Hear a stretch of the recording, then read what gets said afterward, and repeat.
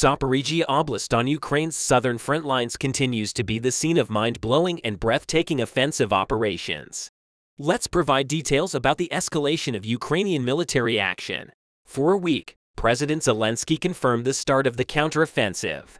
At the moment, we see that the most critical line on the front is the conflict line between Zaporizhia and Donetsk. Kiev forces conducted counterattack operations in at least 4 frontline areas. Ukrainian forces captured areas such as Storazev, Blahodad, Neskikny, and Makarivka and waved their own flags in Lavagna and Novogorgievka.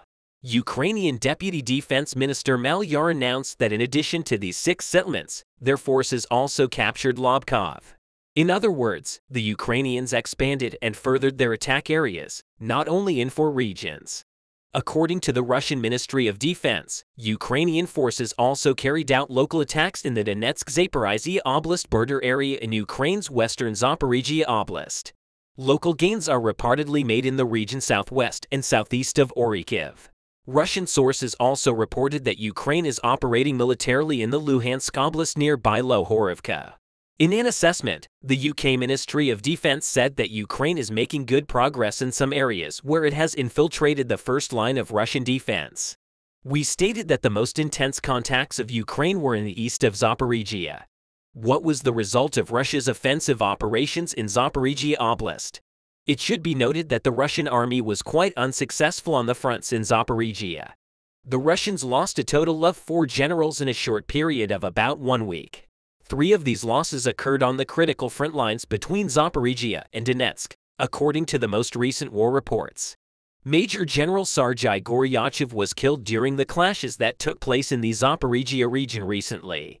Major General Sergei Goryachev, Chief of Staff of the 35th United Arms Army, was killed as a result of the Ukrainian Army Storm Shadow missile attack. Russia did not care much about the UK-made Storm Shadow missiles used by Ukraine, although so far, British-made Storm Shadows have had a 100% success rate in destroying major Russian bases in Luhansk, Berdyansk, Melitopol, and Mariupol.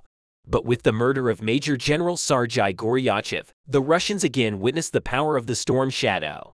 Goryachev graduated from the Ryazan Guards Higher Airborne Command School in 1994 and previously served in Transnistria and Tajikistan.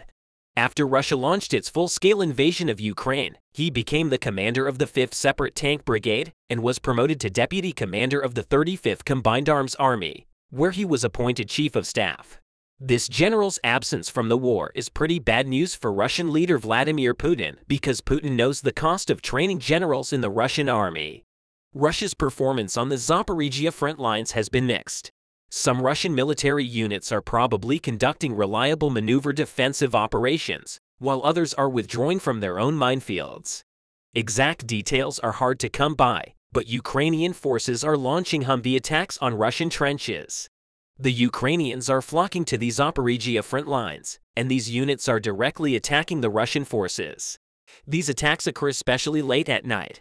According to Zaporizhia Oblast occupation official Vladimir Rogov, Ukraine is launching night attacks to take advantage of 3 factors. The first is that the Ukrainians wanted to reduce the efficiency of Russian aviation. Secondly, the Ukrainian army aims to avoid casualties caused by the precise hits of the 42nd Russian Brigade's kamikaze drones. And the third is to make the most of the benefits of Ukrainians using equipment and tools provided by the West. This Western-supplied equipment includes superior night optics, which gives Ukrainian forces a significant advantage over Russian soldiers. For this reason, Ukrainian forces generally prefer night hours for their operations in Zaporizhia. However, after the Russian army lost Major General Sergei Goryachev in the Zaporizhia region, a very different situation occurred in this regard. This time the Russians lost a very important general and their commander in Kaliska, near the city of Bakhmut. Ukraine's 24th Separate Assault Battalion, aka Eldar soldiers, launched a successful attack on Russian positions. Images containing the combat work of the Eldar Battalion were published in the Gevorgian Sniper Telegram group on social media. As a result of the attack on the positions of the Sekundkar 4th Sector, the Separate Motor Rifle Brigade of the Russian forces, approximately 20 Russians, including the brigade commander, the chief of staff, and one of his assistants, were destroyed. These high-ranking Russian military officials who were out of the war were the commanders of the Second Cause. With the deaths of the commander of the Second Corps 4th Separate Motor Rifle Brigade and the chief of staff of this brigade in the Ukrainian attacks, the Russian army had lost its third general in about a week. On the other hand, clashes continue in Kaliska settlement. Kaliska is located 5 kilometers south of Bakhmut. The village covers both the approaches to the city and the route from Konstantinivka, which feeds the Ukrainian garrison. While the Russian generals remained out of the war in Ukraine, both Zaporizhia and Donetsk front lines, the offensive operations of the Kiev supporter Free Legions on the Russian border lines increased intensity. Currently, there are still occasional mobilization and offensive operations on the Ukrainian-Russian border lines. The Russian army suffered critical casualties in the areas within its border lines, just as it did on the front lines in Zaporizhia and Donetsk, especially after the long-lasting Belgorod resistance operation. The clashes of the Free Russian Legion group ensured that another Russian general was out of the war. Colonel General Andrei Vasilievich Isayev was killed in Belgorod Oblast by anti-Putin and Russian nationalist forces. The Free Russian Legion, an armed anti-Kremlin group that claimed to be fighting alongside Ukraine, claimed responsibility for the murder. It was understood that the 52-year-old Russian colonel general was killed in street clashes with the militia. The clashes in which Startsev was killed took place in the village of Novaya Volkonka, close to the Russia-Ukraine border. Previously, Zaitsev was alleged to have killed civilians in Chechnya, Yugoslavia, Abkhazia, and Ukraine. The Free Russian Legion group even described the murder of Vasilievich Zaitsev as divine justice with the murder of Stoichev. The number of general losses of the Russian army increased to 4. So considering all these Russian general losses, we have to question Putin's war strategies a little bit. Vladimir Putin's disastrous invasion of Ukraine exposes all his personal weaknesses as a ruler. It also sheds an unforgivable light on the great damage it has done to Russia. The invasion of Ukraine has exposed widespread corruption and incompetence in the Russian military and defense sector. But old friends and allies of Putin remain in their posts. Rather than dismissing many incompetent Russian generals, Putin prefers to circulate them.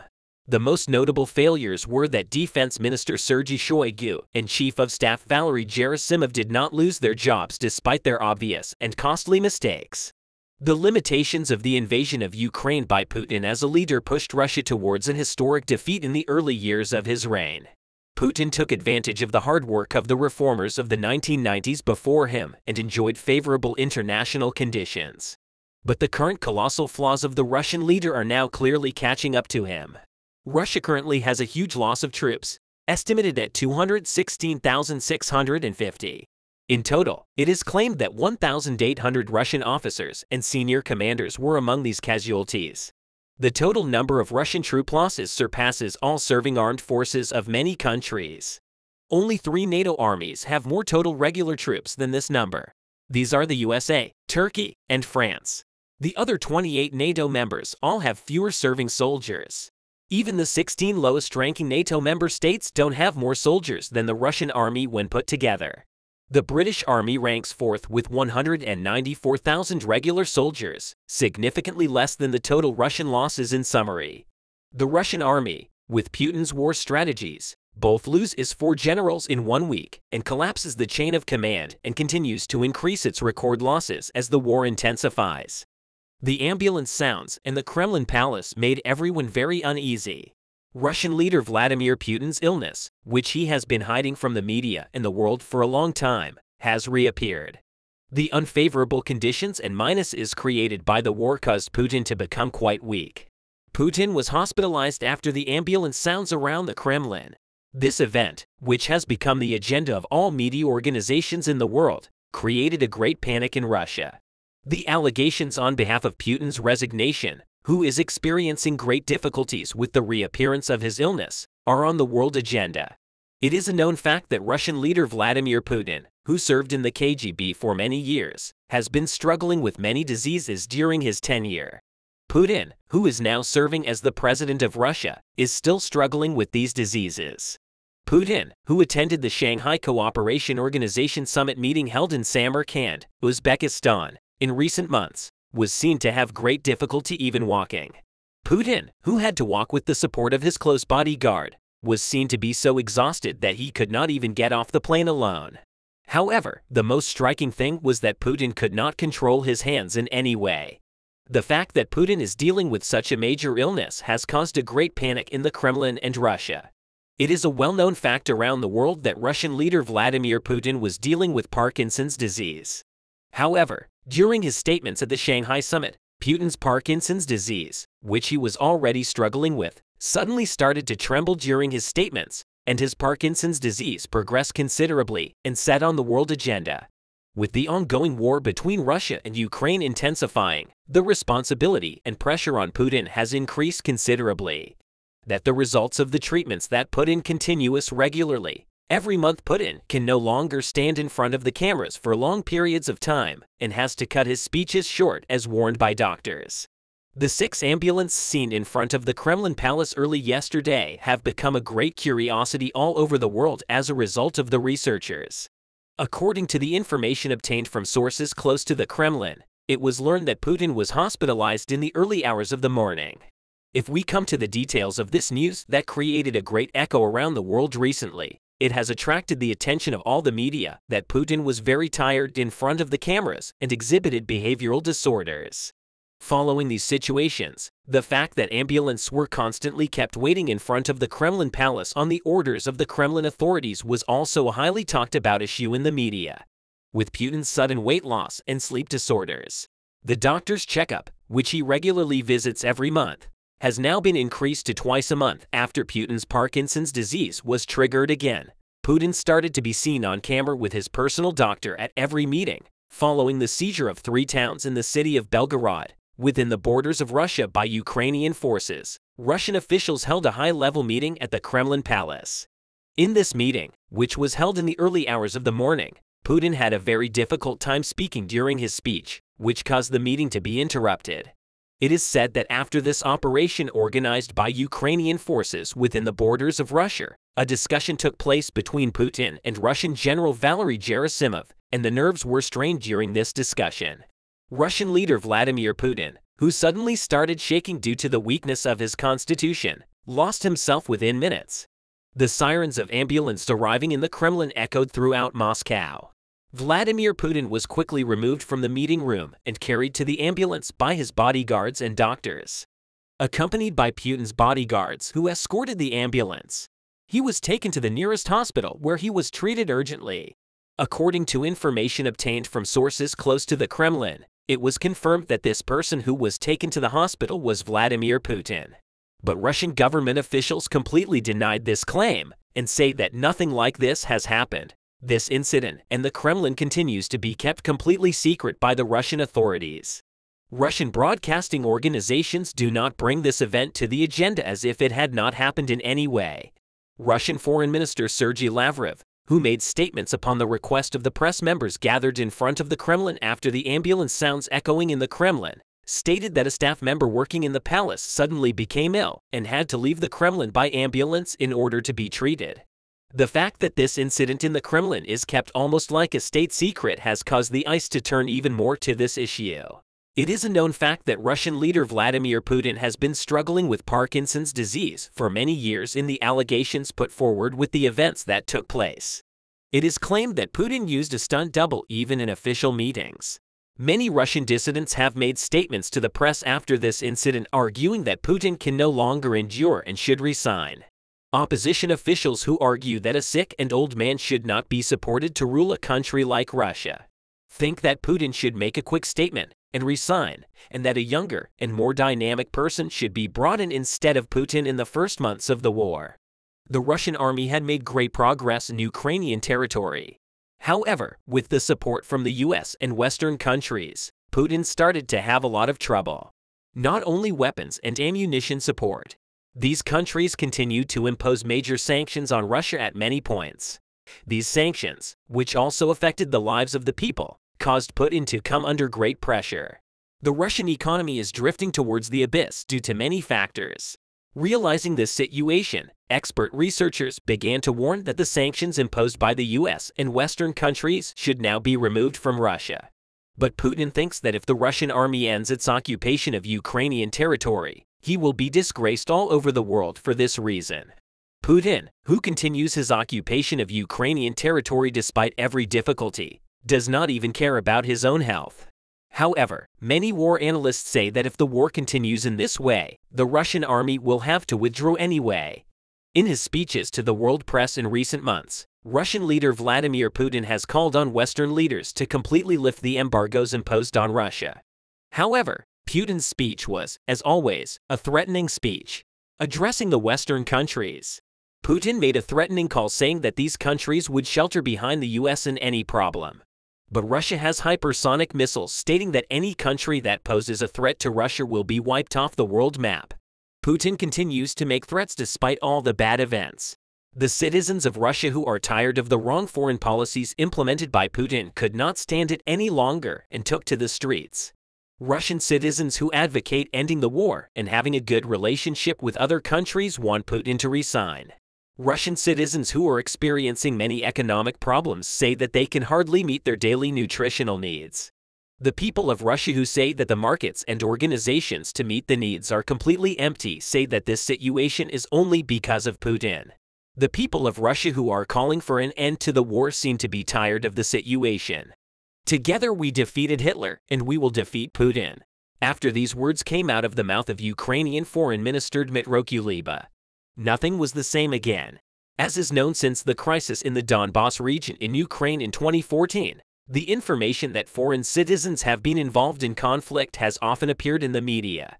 By 2016, tens of thousands of volunteers contributed time, manpower, and financial resources to support the armed forces of Ukraine deployed to prevent further military activity in eastern Ukraine. But right now, it's much more than that. Russian leader Vladimir Putin started the Ukraine war a year ago, in addition to the Ukrainian army that said stop to this war. Thousands of volunteers flocked to the front lines to play an important role in the freedom of Ukraine. Knowing that freedom is a choice, the volunteer fighters crossed the continent and came to the Eastern European city to join the ranks of Ukraine with the calls of the Kiev leader Zelensky and the motivating words of Kuleba. The number of participants in the International Ukrainian Defense Legion increased considerably in this region. The Belarusian Vala Battalion was the most striking detail.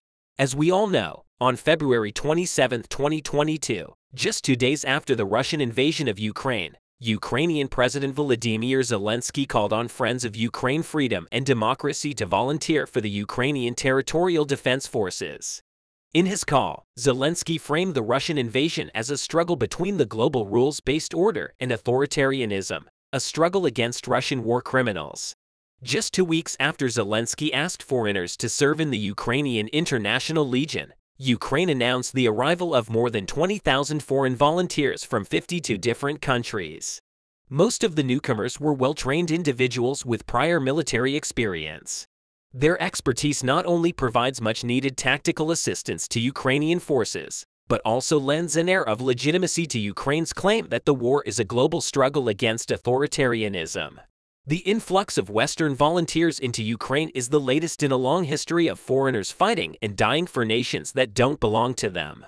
We talked about an important battalion that attracted attention in the Ukrainian International Legion at the beginning of the video. Now let's consider the Belarusian Volat Battalion with a wider perspective and get acquainted with the Belarusian regiment. When Russia launched missiles at several Ukrainian cities on March 2, 2022, however, the Kalinovsky Battalion, consisting of 40 Belarusians, was formed. By March 5, 200 Belarusians had gone to Ukraine to fight against Russia, and another 300 were ready to cross the border from Poland. Most of them would later go on to serve in Kalinovsky. The Volat Battalion is affiliated with the Kalinovsky Regiment, named after an anti-Russian Belarusian revolutionary in the 19th century who opposed Belarusian support for Russia. The Volat Battalion fought alongside the Ukrainian army at frontline hotspots from the defense of Kiev to battles in eastern Ukraine, especially in Severodonetsk and Lysychansk, and in the south of Mykolaiv. The Volat Battalion was quite active on the front line. This battalion, which also participated in the liberation of the Kherson region, now defended Bucha near Kiev. As a result of these glorious defenses, many of Kastis colonists' top executives were killed in the process, while others were awarded awards for bravery and devotion by the Ukrainian state. In addition, the Vala Battalion managed to repulse 15 of the attacks carried out by Russian Bakhmut the other day. Belarusian volunteer Vala Battalion of Kastysky Regiment virtually beat the Russian positions in Ukraine with 120 mm mortar shells. Casualties were reported among the Russian soldiers who could not stand the violence of the mortars. Some surviving Russian invaders, on the other hand, found the solution to flee from their positions.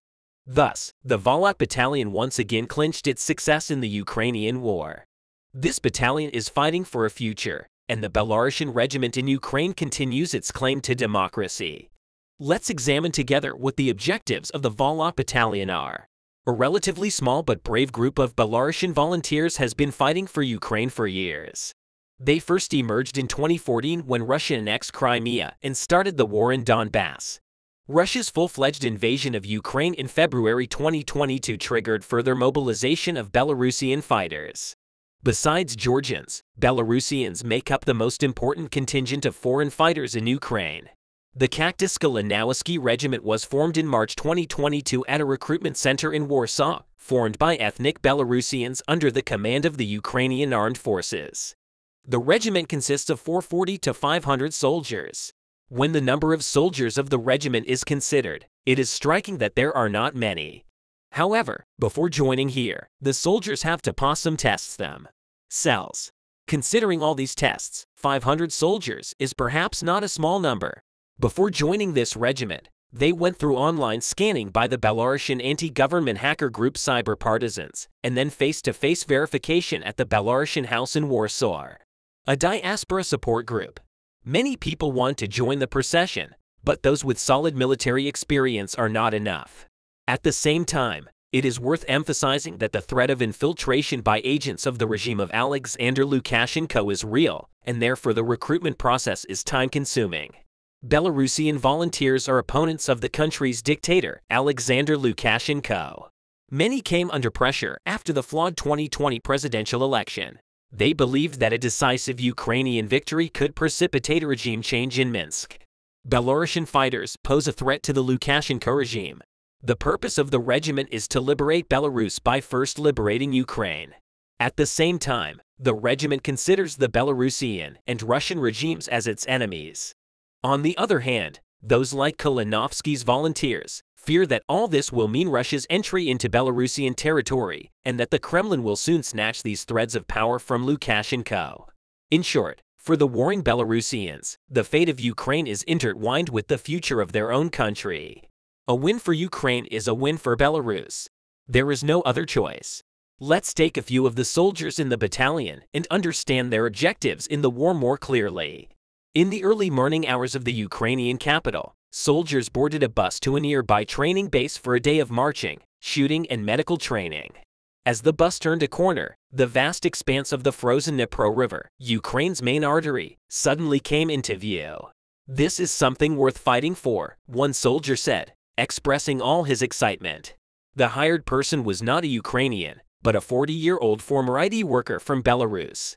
Like the other 10 soldiers on the bus, he fought alongside the Ukrainian army in frontline hotspots from the defense of Kiev to the battles in eastern Ukraine. The risk is high for a team of former IT workers, crane operators, supervisors, and others. In addition to facing the danger of the battlefield, they risk never being able to get home safely again. Still, paying for them is worth it. Some soldiers fleeing their persecution in Belarus settled in Ukraine before the Russian invasion and are now fighting for their new home. Soldiers see a chance in the regiment to hone their combat skills and eventually bring the war to Belarus. For them, only a violent revolution can save their country from the clutches of its dictatorial leader, Alexander Lukashenko. As a result, the primary value of sarcasm is probably symbolic. Firstly, the soldiers believe that their presence shows the Ukrainians that not all Belarusians support Russia's war. Belarusian political analyst Dmitry Balkan said it defines Belarus apart from Lukashenko. The regiment also serves as a rallying point for dissident Belarusians. Although the regiment has a loose alliance with the exiled Belarusian politician Zianon Pozniak, it welcomes Belarusians of all political affiliations who oppose Lukashenko. The regiment, of course, has a long way to go before it's ready to take over the Belarusian state. Nevertheless, the two brotherly peoples who met as the Principality of Kiev under a single flag in history continue to stand up for their historical mission and help each other, even though they are two separate states today. On the other hand, let's talk about the motivation of the volunteers who joined the Ukrainian Legion. Apart from the battalion to participate in this war, some Legion members see the issue as a battle between democracy and the forces of dictatorship. For example, a Belgian volunteer explains his reason for going to the country as democracy is under threat. It's important to protect democracy, humanity, and our heritage. Some people say that they are former soldiers who served in Iraq and Afghanistan, and that they offer a chance to show their war skills. In addition, Russia reacts harshly to foreign volunteers who go to Ukraine to fight. The spokesperson of the Russian Defense Ministry tried to intimidate both the volunteers and Ukraine, saying that no mercenaries sent by the West to Ukraine to fight for the nationalist regime in Kiev will be considered combatants or taste prisoner of war status under international humanitarian law. Despite Russia's harsh stance and threats, the Ukrainian Legion still maintains its vitality. Volunteer soldiers from other countries, especially the Vala Battalion, play a key role at one end of the Ukrainian war.